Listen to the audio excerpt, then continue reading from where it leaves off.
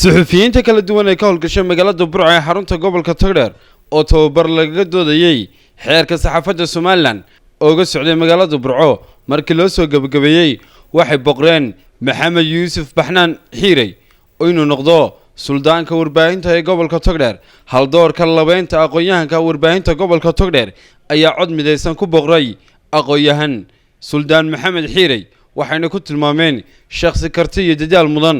oo in badan aqoon ahaan ugu soo dhex jiray warbaahinta gobolka Togdheer waxaana hadaladoodii kamid ahaa suxufiyiinta kala duwan ee magaalada Burco ka howlgasha sida tan magacaygu waa Maxamed Ibrahim British anoo ku hadlaya guud ahaanba afka saxaafadda markii hore wax la yaqaan gobolka Togdheer waxaan maanta ku hadli doonaa gobolada bari waxaan halkan si toos ah iyo si dadban u cadeyn doonaa in Maxamed Yuusuf Baxnaan Xiirey uu yahay suldaanka saxaafadda gobolada bari anigoo ahaa ragii aasaasay saldanada saxaafadda ee dhidibada u taagay saldanadii hore meel mariyay madaxweyne kasta iyo madax kasta mar bay dhacdaa waqtigeedu dhamaadaa saldanad kastaana xilli bay leedahay qarnigii hore saldanadii hore ragii gacmo u taagay baan kamid ahaa ragii calaamasaare baan kamid ahaa ragii soo dhirindiriyay ee sursuraha dhuudhuuban ka soo saaray ee soo waday baan ahaa hambalyanaya waana u taageersan waxaan halkan ku soo dhaweynayaan aad iyo aad u taageersanay suldaanka suldaanada waa suldaanka saxaafadda gobolka Togdheer Mr Xiirey aad baan u taageersan halkan waxaan ka taageeraynaa suldaanka suxufiyiin waxa waa suldaan jira sandaladu waa sandalad jirta anigoo kamid ah warbaahinta gobolka Togdheer waxaan qirayaa inaan maanta dooranay suldaan Maxamed Yuusuf Baxnaan Xiirey oo noqday suldaanka saxafiyiinta Somaliland gaar ahaan gobolada bariga Somaliland magacaygu waa Khalid Axmed Maxamed Khalid Bakayle waxaan ka tirsanahay dhalinyarada reer Burco gaar ahaan dhalinyarada warbaahinta ka shaqeysa waxaan halka si mug iyo miisaan la aan uga taageerayaa oo aanu ku faraxsanahay oo aanu dooranay oo aanu anagu rabnaa oo aanu hogaaminaya oo maamulka iyaga noqonayo oo suldaanka iyaga Maxamed Yuusuf Baxnaan Suldaan Xiirey waa suldaanka warbaahinta waa suldaanka saxaafadda waan soo dhaweynaynaa suldaan guuleysa baan ku leenahay waan ku garab taaganahay waxaan aad soo dhaweynayaa oo aad u taageersanay suldaanka dadku wada doorteen ee la isku wada raacay Suldaan Xiirey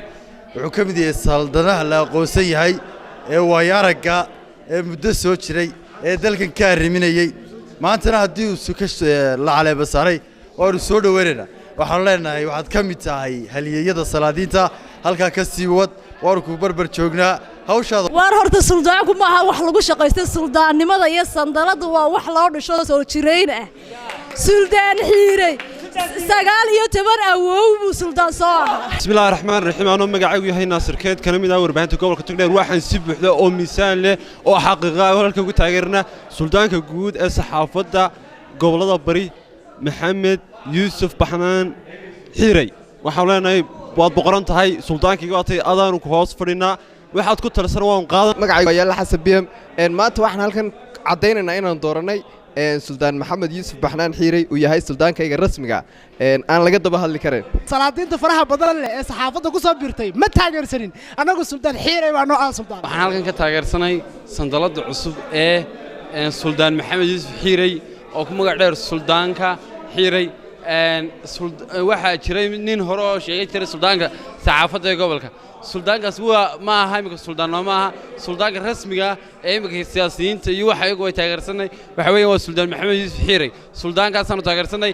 Cabdirasaaq Cabdullaahi Sheekh Adana Cabdirasaaq Koronto magaalada Burco ee xarunta gobolka Togdheer